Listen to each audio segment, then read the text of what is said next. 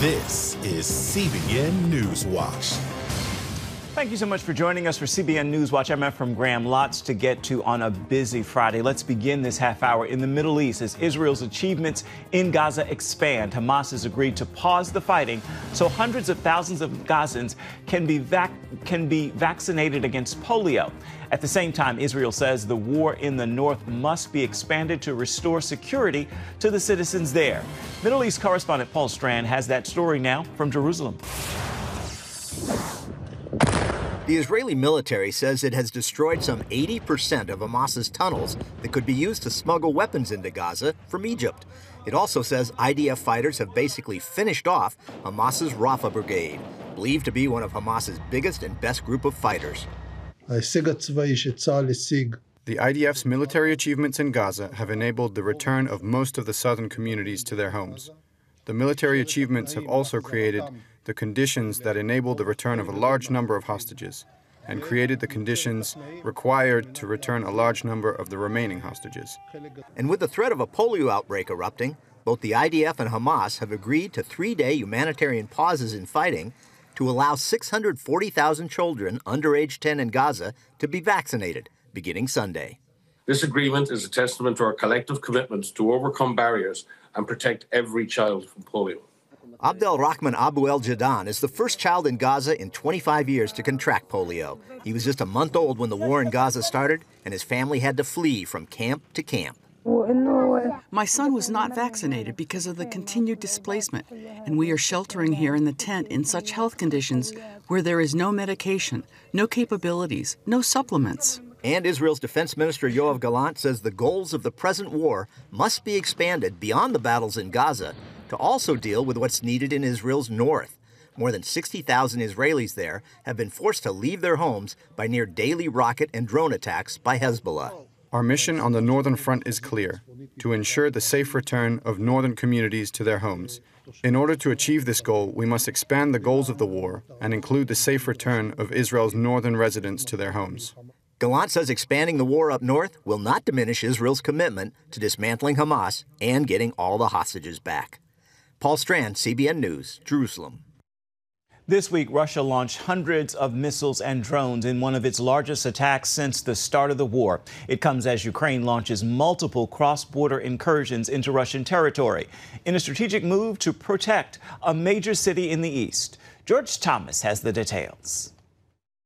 Ukraine's president said for the first time that his country's Air Force used American-made F-16 fighter jets to intercept a barrage of Russian missiles and drones in recent days.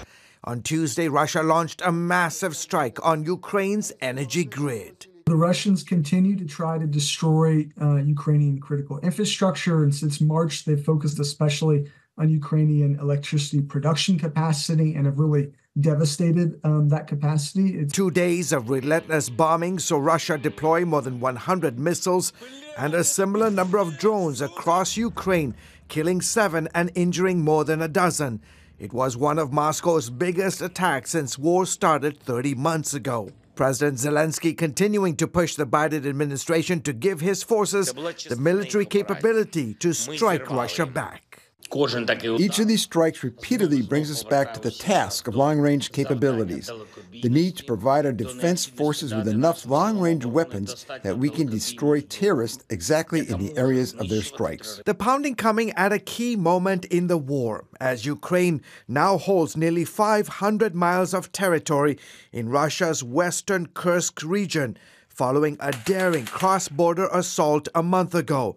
The unexpected move rocked the Kremlin. It's the first time Russia has faced an invasion of its territory since World War II. Kyiv says it has captured nearly 600 Russian soldiers and more than 100 settlements in the military incursion. It initially made significant gains, although in the past few days it's sort of stabilized as Russia has flowed forces from other parts of Ukraine to that area. A top Ukrainian commander claiming Moscow has diverted nearly 30,000 troops from its operations in the east to try and defend Kursk.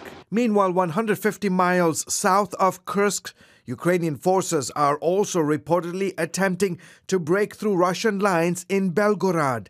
Ukraine has targeted the border region with multiple airstrikes, forcing Russians to evacuate. In the east, fighting continues to rage around the strategic city of Pokrovsk, which serves as Ukraine's main defensive stronghold and key logistics hub in the Donetsk region. Residents there have been packing up and leaving as fears grow of a major Russian assault on the city. Russia continues to attack in parts of eastern Ukraine, most notably the area around Pokrovsk, and are making really faster gains than they had in the past few months. So the situation there for Ukraine is looking quite dire. George Thomas, CBN News. Back here at home, more than a month after President Joe Biden withdrew from the presidential race, Vice President Kamala Harris gives her first sit-down interview. It was a joint interview with her running mate, Minnesota Governor Tim Walz. The overarching issue, Harris is changing positions on multiple issues from the first time she ran for the White House, that was back in 2019, to now.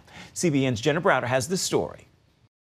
In her first sit-down interview since becoming the Democratic presidential nominee, Vice President Kamala Harris tried to defuse charges of flip-flopping by saying her values remain the same. I think the most important and most significant aspect of my policy perspective and decisions is my values have not changed. Harris asked to explain how her views have shifted on key issues since she first ran for the White House in 2019. On illegal immigration, she says she no longer thinks the border should be decriminalized. During the Biden-Harris administration, there were record numbers of illegal border crossings. Why did the Biden-Harris administration wait 3.5 years to implement sweeping asylum restrictions? Well, first of all, the root causes work that I did as vice president that I was asked to do by the president has actually resulted in a number of benefits, including historic investments by American businesses in that region. The number of immigrants coming from that region has actually reduced since we began that work. Harris also defended Bidenomics, despite high inflation in the last 3 years, claiming successes on issues like bringing down prescription medication costs and improving supply chains. On the issue of fracking for oil, critical to voters in the key swing state of Pennsylvania. Do you still want to ban fracking? No, and I made that clear on the debate stage in 2020, that I would not ban fracking. As vice president, I did not ban fracking. As president, I will not ban fracking. However, a CNN fact check showed that Harris never stated her own position on fracking in that 2020 debate. She simply said that Joe Biden wouldn't ban it.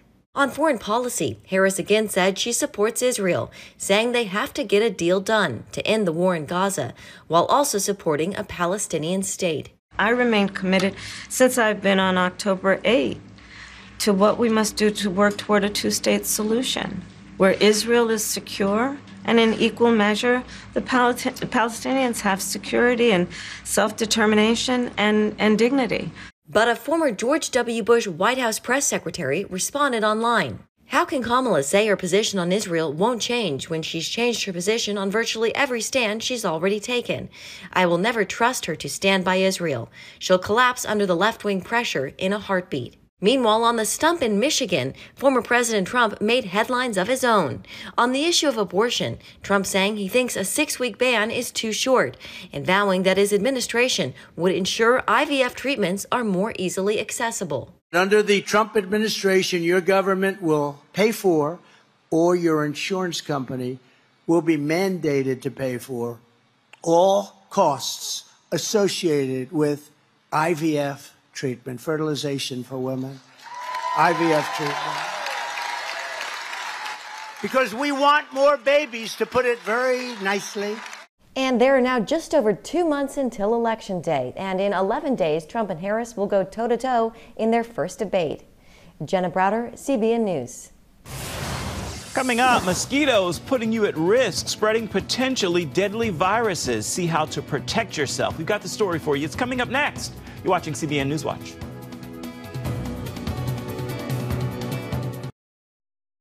Hi, I'm Charlene Aaron. At CBN, we're here to pray for you all year long. But did you know that each fall, the entire staff of CBN sets aside a very special time to pray especially for you? We have seen tremendous miracles happen as a result of these prayers. Please call or send in your prayer requests today.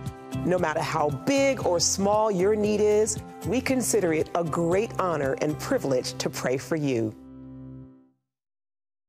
Welcome back to CBN News Watch. This Labor holiday weekend, many Americans will be enjoying the final days of summer outside. Health officials in several states are warning people to protect themselves from mosquitoes.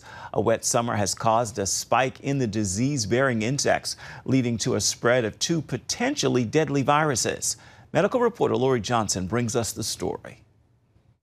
Health officials are targeting the mosquito population in parts of the Northeast, including Massachusetts, New York, and New Hampshire.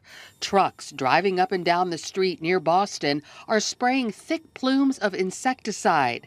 Overhead, planes blanket rural areas to destroy the breeding grounds of the germ-bearing insects. What aerial application does is gets to areas where you can't get to them by truck. The concern is over increasing cases of West Nile virus and Eastern equine encephalitis, or EEE, 2 mosquito-borne diseases which can be serious, even deadly. I think I'll pay more attention at how many mosquitoes are actually outside my house.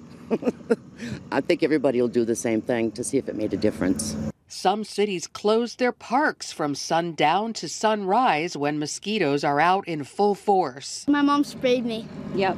We were choking in the car. We had to roll the windows down because all of us were loaded with the spray. There are no vaccines or medicines to treat the diseases. A 41-year-old Hampstead, New Hampshire man died from EEE. A growing number of people have died from West Nile, including a Lake County, Illinois person in their 80s. Health officials warn it's a reminder that older people and those with weakened immune systems are especially at risk. That includes the government's former top infectious disease expert, Dr. Anthony Fauci. The 83-year-old is now recovering at home after being hospitalized for West Nile after reportedly being bitten by a mosquito in the backyard of his Washington, D.C. home. The CDC reports cases of West Nile in 33 states right now. While people don't always experience symptoms, they can include fever, headache, body aches, vomiting, and fatigue. The best thing is to avoid having still water around your property. Since mosquitoes breed in standing water, it's important to empty outside items that collect water, like buckets or spare tires, and fill in holes in your yard. Protect yourself by covering up with a hat, long pants, and sleeves, and consider a good bug spray or more natural alternatives. Lavender, certain types of light. And so there's many ways to prevent mosquito bites, and it is probably a good idea for most people to think more about that. Experts say this year's warm, wet summer set the stage for a surge in the mosquito population. And while mosquito-borne illnesses do pose a threat right now, they're actually way down from the distant past. There was a time when large swaths of the population of Boston and Washington, D.C., which were essentially built on swampland, would die from mosquito bites, from yellow fever and malaria. So we've made significant progress. While deaths from mosquito-borne illnesses in the U.S. remain rare, that's not the case in other nations. In fact, worldwide, more than 600,000 people currently die each year from malaria alone, making it a leading cause of preventable death, and the mosquito the deadliest animal on the planet. Lori Johnson, CBN News. Still ahead, a new book is smashing stereotypes and exposing the roots of anti-Semitism. An Israeli actress and a Fox Sports analyst tell us why they hope their book will be an antidote to hatred. You're watching CBN News Watch. Welcome back to CBN News Watch. Uncomfortable Conversations with a Jew. That is the title of a book by a New York Times best-selling author, Noah Tishby and Emmanuel Acho. Their goal, to connect the dots linking Jewish hatred and historic stereotypes and to show how they're fueling anti-Semitism today. Wendy Griffith has this story. The Jewish race, is that a thing? Are Jewish people white? But Jewish people control Hollywood, right? Am I even allowed to say Jew? Hi, everyone. I'm Noah Tishby, and I am a Jew. And I'm Emmanuel Acho, and I have uncomfortable conversations. In their new book, the co-authors of Uncomfortable Conversations with a Jew talk about seeing a problem and taking steps to address it. Emmanuel noticed over a year before October 7th, the rise of anti-Semitism. And it was very interesting to me that somebody from outside of the Jewish community was able to detect that something is brewing. He called me and he asked me if I would like to write this book. And I literally couldn't have said yes faster. We're called to love people, but how can you love what you don't know? I finally got to learn about my present day Jewish brothers and sisters, what breaks their heart, what makes them smile, what makes them cry. And so I can try to be a genuine ally to those that are hurting. Noah, you are Jewish. What are some of those stereotypes that are painful, that are heartbreaking, that you wish weren't there? And how do we address them? Well, beautiful question. So first of all, the thing to understand is that anti-Semitism, which is anti-Jewish hate, is the oldest form of hate and discrimination that is still being practiced today. We see first accounts of anti-Semitism in 300 BC in Alexandria in Egypt. So the Jews have always been the brunt of kind of like bore the brunt of hate around the world. Anti-Semitism can look something like the Jews are the vermin of the earth and they're disgusting like the Nazis used to say, but they also sound like, well, the Jews control the media and the Jews control the banks, which is also an anti-Semitic trope that people don't understand. Tishby and Acho's book hit shelves just as pro-Palestinian protests spread across America's college campuses, bringing with them unprecedented levels of anti-Semitic statements and acts of violence. And the thing to understand is this. They have been led to believe and been brainwashed to believe that Israel is actually causing a genocide on the Palestinian people, that Israel is a white colonialist state that shouldn't exist. That this has been going on for decades, so much so that now they think that anything that Israel does, and by extension, anything the Jews do, is wrong and needs to be dismantled. I am not discrediting Palestinian pain in any way, shape, or form. And being critical of Israeli government's policies is completely legitimate. This is not what we're seeing on campuses today. We're seeing gas the Jews. We're seeing such hate that is the result of decades of intentional poisoning, and we need to be very careful where this can lead. Tishby, an Israeli activist and actress, recently tried to reason with anti-Israel protesters at the Sundance Film Festival, finding that most did not have their facts straight. From the river to the sea, Palestine needs to be free from the occupation, which is illegal. What's the river? I forgot the river's name, but the sea is the Red Sea. The Palestinian genocide, it's just awful. What about the hostages? Do you know about the hostages? Unfortunately, I'm not that educated about that part. She fears what we've seen on college campuses comes dangerously close to jihadism. So if you support jihadism, if you support that political arm of Islam as it manifests in Muslim Brotherhood and Hamas and ISIS and all the rest, then you're not on the side of history that supports democracy and liberties and everything we hold dear. Acho, a former NFL linebacker and Fox Sports analyst, hopes their book will be an antidote that can possibly turn hatred to hope and even love. First and foremost, I would hope for knowledge. I loved pursuing this book as a Christian man and the son of a pastor because of my affinity and intrigue by and for the Jewish community, right? When you read the Bible, you read about the Jews, you read about Jesus born in a manger, you read about Nazareth, you read about Bethlehem, but you kind of leave it in the Bible. And you don't remember that modern day there are Jews walking amongst you that are suffering. And Noah, again, the stereotypes, what bugs you? What stereotype do you just think is ridiculous, or what stereotype is true? I think the Jewish mama might be a real one because I am one, and all the cliches. I'm like, yeah, I'm very much like that. I really think my son can do no wrong. That's not true. He definitely can. So that that one might be a bit real. But I loved the chapter about the Jewish stereotypes. We just let it all out, asking everything about money, about power, about being cheap, about all these things that to me are extraordinary, again, because when you come from a place of love and authenticity and faith and connectivity, you can't Nobody gets triggered, nobody gets upset, nobody gets hurt. You listen and you exchange ideas, and it was just a beautiful thing. Despite the growing anti-Semitism, Tishby says she chooses to live wisely and not fearfully, adding that being Jewish is more than her faith. It's a very special way of life. Even the basic thing of a Shabbat dinner, right? Every Friday night, whether you're secular or religious or traditional, whatever, most Jews will mark the night. So you sit around with your family and you don't have mundane conversations, and you do kind of this ritual that you've done for thousands of years, and it gives an anchor to the family that is pretty positive. Yeah. So there's some things about the Jewish way of life. This obsession with education is something that worked out throughout the years, right? So everything that we do is all out there. There's nothing secretive about being Jewish. Wendy Griffith, CBN News. Tishby and Acho's book, Uncomfortable Conversations with a Jew, is available now wherever books are sold. Coming up, we're sharing a major revival event in another university that's gone viral. Plus, we have your Friday Faithful. It's all coming up. Stay with us. You're watching CBN News Watch.